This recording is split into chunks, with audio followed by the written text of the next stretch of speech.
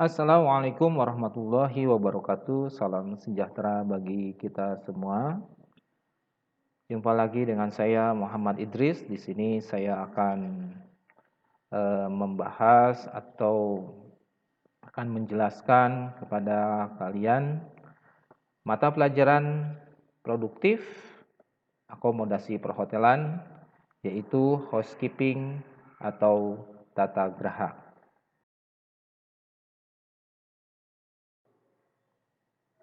Oke, baik, sebelum kita bahas tentang secara detail tentang housekeeping, alangkah baiknya kita bahas dulu tentang struktur KIKD, kompetensi inti dan kompetensi dasarnya. Di mana kompetensi dasarnya ya ini memahami public area, kemudian melakukan pengelompokan public area, menerapkan penggunaan peralatan, kemudian menggunakan peralatan, kemudian menerapkan penataan peralatan, menata peralatan, serta memahami jenis dan objek yang akan dibersihkan, melakukan klasifikasi jenis dan objek yang akan dibersihkan, menganalisis pembersihan area kering dan basah, melakukan pembersihan area yang kering dan basah, menganalisis penyimpanan peralatan pembersih dan bahan kimia, serta melakukan penyimpanan peralatan pembersih dan bahan kimia. Inilah struktur kompetensi inti dan kompetensi dasarnya. Ini adalah kompetensi yang berkaitan dengan pengetahuan, yang poin 31 sampai dengan 37. Kemudian ini adalah kompetensi yang berkaitan dengan kompetensi keterampilan dari poin 41 sampai dengan 47.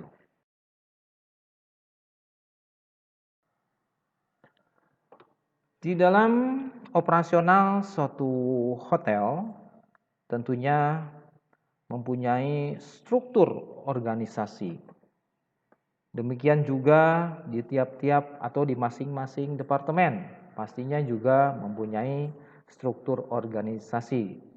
Demikian juga dengan departemen housekeeping.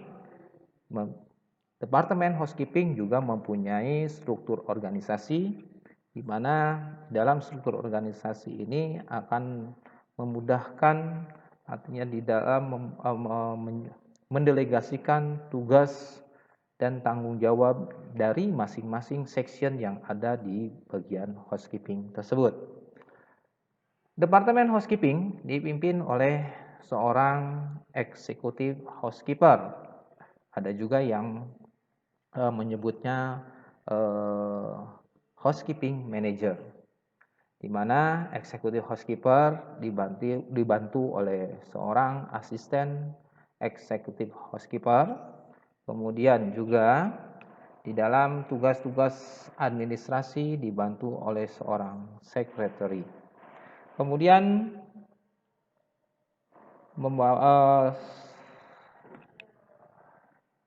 executive housekeeper membawahi beberapa section yang meliputi, pertama ada public area, ya kita singkat ini, PA ini adalah public area, kemudian floor, laundry, health and recreation. Nah, di public area ya dipimpin oleh seorang supervisor, yaitu public area supervisor, kemudian membawahi public area attendant serta membawahi gardener. Kemudian ada juga section floor, yaitu dipimpin oleh seorang floor supervisor, kemudian membawahi order taker dan membawahi juga room attendant. Kemudian laundry, ya.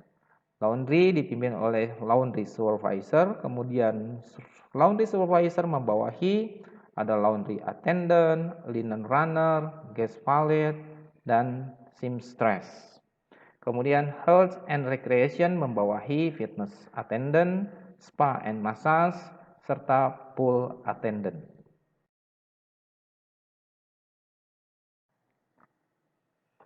Oke, dan yang kita bahas dalam materi ini adalah materi tentang public area.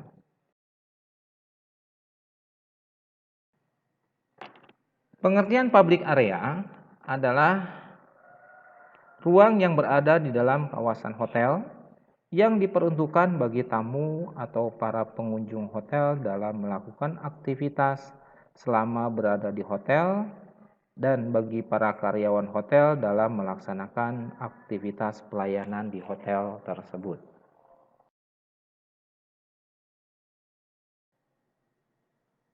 Sedangkan job description bagi seorang public area attendant meliputi: 1. Membersihkan seluruh public area seperti office, lobby, restoran, pub atau lounge, bar, toilet, meeting room, dan sebagainya. Yang keduanya adalah tugas tanggung jawab seorang public area attendant adalah membersihkan dan melakukan pemeliharaan furniture, floor atau lantai, karpet, kemudian kaca, pintu, kemudian ashtray di setiap meja, dan standing ashtray yang ada di public area. Tugas dan tanggung jawab seorang public area attendant selanjutnya adalah memelihara setiap perlengkapan atau peralatan yang digunakan untuk bekerja. Kemudian juga in charge pada ruangan yang sedang digunakan untuk kegiatan atau event, function, meeting, party, dan lain-lain. Kemudian tugas dan tanggung jawab seorang public area attendant adalah membuang sampah yang ada di setiap ashtray dan standing ashtray pada tempatnya, serta merawat pot tanaman dan membersihkannya dari sampah-sampah di sekelilingnya. Kemudian merubah dan mengatur kembali susunan tanaman yang sudah tidak sesuai lagi, membersihkan parking area, melaporkan segala kerusakan, kehilangan, kejadian yang tidak semestinya kepada housekeeping supervisor, melaksanakan general cleaning sesuai dengan schedule, merencanakan dan melaksanakan pest control, kemudian menerima dan melaksanakan tugas yang diperintahkan oleh public area supervisor, serta bekerja sama dengan baik dengan rekan kerja departemen lainnya. Selanjutnya adalah klasifikasi area umum di hotel. Jadi area-area umum di hotel ini terdiri dari dua bagian. Area-area umum di hotel terdiri dari dua bagian. Yang pertama ada internal public area atau area umum di dalam hotel. Yang keduanya adalah external public area. Yang dimaksud dengan internal public area adalah area-area umum yang berada di dalam gedung atau bangunan hotel tersebut. Sedangkan yang dimaksud dengan external public area tidak lain adalah area-area umum yang berada di luar bangunan hotel. Ada juga area tambahan, Area tambahan ini masuknya nanti kelompoknya yang masuk ke dalam area tambahan adalah ruang istirahat dan tempat berjualan. Nah, di sini kita lihat pengelompokan area umum yang termasuk ke dalam internal public area apa saja. Nah, ini bisa kalian lihat Di sini ada entrance, kemudian ada lobby, koridor, lift, staircase atau tangga, kemudian office, kemudian employee locker, kemudian function room, kemudian juga ada business center, kemudian sebagainya. Kemudian ini yang termasuk ke dalam external public area, contohnya ada swimming pool, fitness center, kemudian ruang bermain anak dan sebagainya.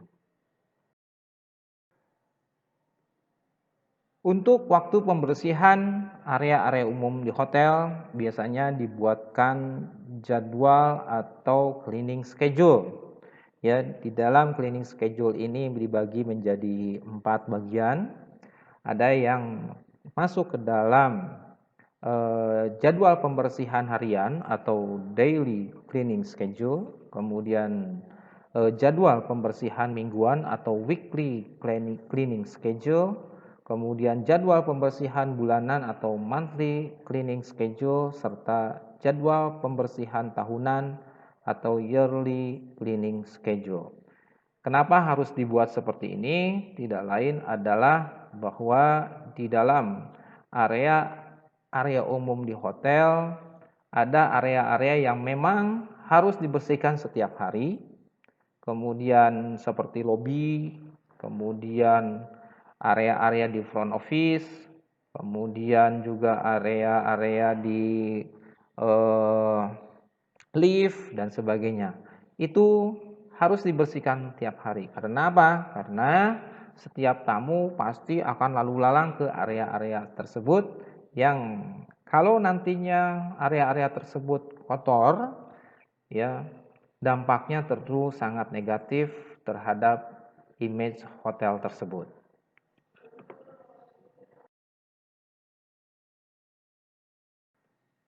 Sebelum melaksanakan pembersihan area-area umum di hotel, ya, tentunya kita harus mempersiapkan dulu, ya, mempersiapkan kerja atau preparing, ya, di dalam pelaksanaan pembersihan area umum di hotel, ya. Persiapan kerja, ya, pembersihan area umum di hotel ini meliputi, ya, yang pertama area yang akan dibersihkan, ya. Jadi kita harus seorang public area attendant harus tahu area-area apa saja yang akan dibersihkan. Kemudian setelah sudah tahu area yang dibersihkan, baru seorang public area attendant sudah bisa mengidentifikasi objek yang akan dibersihkan di dalam area-area tersebut, ya. Misal area di restoran. Nah, areanya restoran, kemudian objeknya. Objek yang dibersihkan apa? Misalkan lantai. Lantainya terbuat dari apa? Apakah dari lantainya dari karpet? Apakah lantainya dari keramik? Kemudian di dalam restoran itu misalkan ada furniture apa tidak?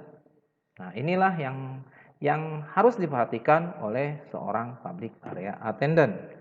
Kemudian alat pembersih utama yang diperlukan. Kalau misalkan kita mau membersihkan lantai lobi, ya, tentunya peralatan utamanya apa sih? Misalkan yang harus disiapkan adalah contoh brushing machine, ya, kita melaksanakan polishing dan sebagainya.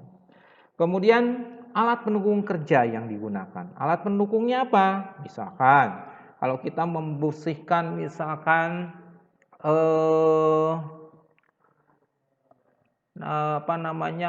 langit-langit. Nah, langit-langitnya kotor. Kira-kira alat pendukungnya apa yang harus kita bawa? Contohnya step ladder atau tangga. Kemudian kita harus membawa misalkan peralatan pendukung apalagi misalkan safety belt dan sebagainya. Setelah alat pendukung kerja yang sudah kita identifikasi, baru kita mempersiapkan bahan pembersih yang digunakan. Artinya bahan pembersih itu kenapa harus dipersiapkan terlebih untuk, artinya jangan sampai kita keliru. Artinya kalau misalkan nanti area kerjanya itu misalkan terbuat dari lantai, maka bahan pembersihnya yang dibawa adalah floor cleaner. Jadi nanti tidak keliru. Kemudian yang selanjutnya adalah komunikasi. Ya, adalah komunikasi, tidak lain adalah pada saat melaksanakan proses pembersihan, kita harus artinya memberikan informasi kepada penanggung jawab di tempat area-area umum yang akan kita bersihkan. Kemudian keamanan dan keselamatan kerja, ya, ini yang paling penting kepada adik-adik sekalian. Kenapa? Karena di dalam proses pembersihan area-area umum di hotel, tentunya kita harus mempersiapkan, jangan sampai nanti pada saat contohnya kalau kita membersihkan lobi misalkan, kita harus membawa contohnya misalkan danger notice, ya, kita pasang danger notice-nya, ya, Misalkan di situ hati-hati lantai licin. Jadi pada saat nanti ada tamu yang melewati ke area tersebut, si tamu sudah tahu, oh bahwa ini area ini lantainya licin. Sehingga tamu bisa mencari area yang kering, ya, sehingga kecelakaan dapat dihindari. Selanjutnya adalah prosedur pembersihan area umum di hotel.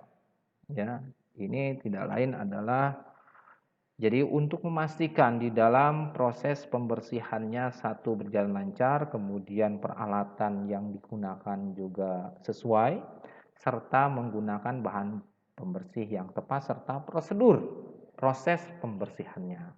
Misalkan contoh di sini pintu masuk utama atau main entrance. Kira-kira alat pembersihnya apa yang harus disiapkan? Nah, contoh ada broom, dustpan, mop stick, pail atau ember, kemudian cotton cloth dan sponge. Bahan pembersihnya apa? Kita bisa menggunakan MPC atau multi purpose cleaner. Kemudian kita bisa menggunakan floor cleaner serta glass cleaner.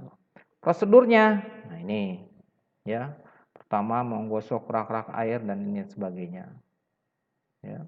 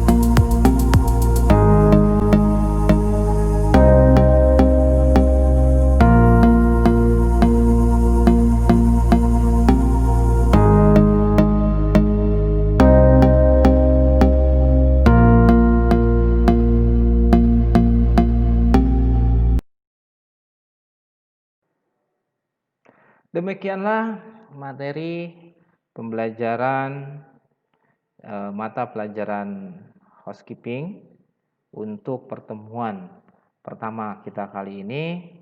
Mudah-mudahan bisa dipahami. Terima kasih atas perhatiannya. Assalamualaikum warahmatullahi wabarakatuh.